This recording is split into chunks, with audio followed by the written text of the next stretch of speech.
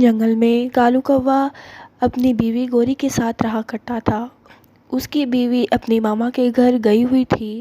اس کی ایک پڑوسن تھی رانو چڑیا۔ رانو چڑیا کے پاس وہ جا جا کر اس سے مدد مانگتا تھا کھانے کے لیے۔ ایک دن وہ رانو چڑیا کے پاس جاتا ہے اور وہ اس سے کھانے کی طلب کر کے کہتا ہے، رانو چڑیا میری بات سنو، میں کل رات سے بہت ہی زیادہ بھوکا ہوں، مہربانی کر کے تم مجھے کچھ کھانے کے لیے دے دو۔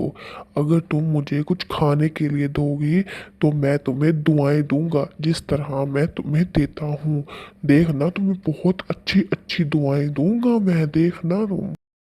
کالو کوے، دعائیں تو تم ہمیشہ مجھے دیتے ہی آئے ہو، کبھی تم نے مجھے کچھ دیا تو ہے ہی نہیں۔ تمہاری پڑوسن ہوں، ہر وقت تمہارے کام آتی ہوں، مگر تم ہو جو کچھ بھی نہیں کرتے۔ ایک گوری ہی ہے جو تمہیں اتنا اچھا طرح سنبھال لیتی ہے، پتہ نہیں وہ کیسے رہتی ہے تمہارے ساتھ۔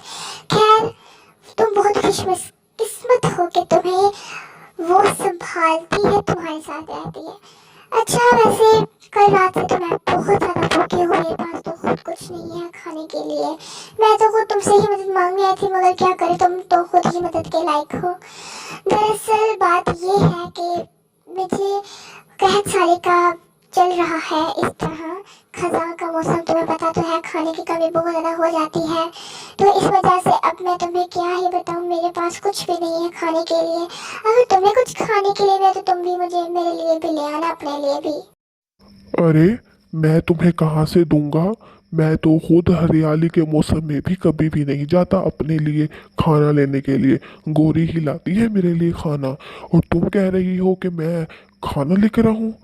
بالکل بھی نہیں، ایسا تو بالکل بھی نہیں ہو سکتا۔ قحط سالی میں تو مجھ سے کچھ بھی کام نہیں ہوگا، میں تو ہریالی میں نہیں کرتا۔ اب گوری مجھ سے ناراض ہو کر اپنی ماما کے گھر گئی ہوئی ہے، تو مجھے بہت ہی زیادہ پریشانی ہو رہی ہے، گھر میں کچھ بھی نہیں ہوتا کھانے کے لیے۔ جب وہ ہوتی ہے تو مجھے کسی بھی چیز کی پریشانی نہیں ہوتی، کیونکہ مجھے پتا ہوتا ہے کہ وہ میرے پاس ہے۔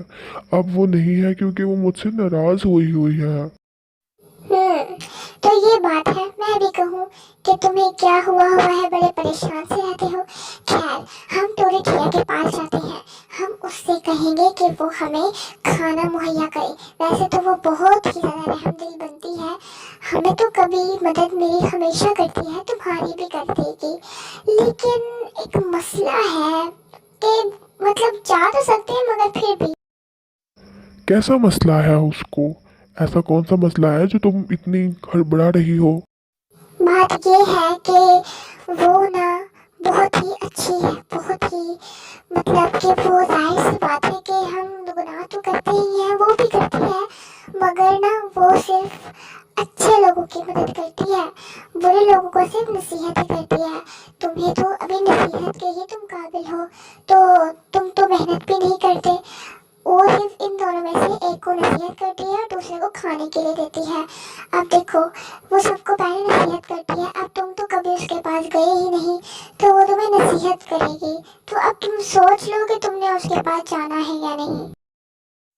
رانو چڑیا کو پتا تھا کہ یہ محنت نہیں کرتا اور گوری سے بہت ہی زیادہ پریشان ہے، تو اس نے اس کو مزہ چکھانے کا فیصلہ کیا، اس کو سبق سکھانے کا فیصلہ کیا تاکہ وہ محنت کش پر آ جائے، ہمیشہ محنت کرے اور حلال کی روٹی کمائے، کبھی بھی چوری نہ کرے، کیونکہ گوری ہمیشہ رانو چڑیا سے ہی اپنے سارے معاملات شیئر کیا کرتی تھی۔ تو اس نے کہا، دیکھو کیا ہوا ہے، تم مجھے بتاؤ، مجھے پتا ہے کہ وہ جیسے بھی ہے وہ میری مدد بھی کرے گی، اب ضروری تو نہیں کہ وہ تمہاری ہی مدد کرے گی، تم بھی زیادہ ہی بن رہی ہو، وہ میری بھی دوست چائے نہیں ہے، لیکن پھر بھی میں ویسے ہی بات کر رہا ہوں، وہ سب کی مدد کرتی ہے، تمہاری بھی کرے گی تو میری کیوں نہیں کرے گی، ظاہر سی باتیں کرے گی۔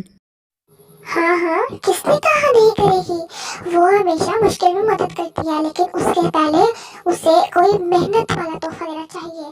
وہ کہتی ہے کہ پہلے مجھے اچھا سا کوئی محنت سے کمایا ہوا تحفہ دو، اس کے بعد وہ زندگی پر مدد کرتی ہے۔ تو اب تم خود سوچ لو کہ تم نے محنت کرنی ہے ایک دفعہ، پوری زندگی پھر تم کماؤ گے، تم دیکھ لو اب۔ تم کہنا چاہ رہی ہو کہ اگر میں ایک دفعہ محنت کر کے اسے کچھ تحفہ دوں گا تو وہ ساری زندگی میری مدد کرے گی اور میری احسان مند رہے گی؟ जी हाँ, बिल्कुल इस तरह ही है। अब तुम बताओ क्या करोगे? उसके बाद उसने फैसला किया कि वो मेहनत करेगा और उसको तोहफ़ा देगा। टूनी चिड़िया अच्छी थी और रानू चिड़िया को पता था कि अगर उसने मेहनत की तो उसका दिल नहीं करेगा किसी को चीज़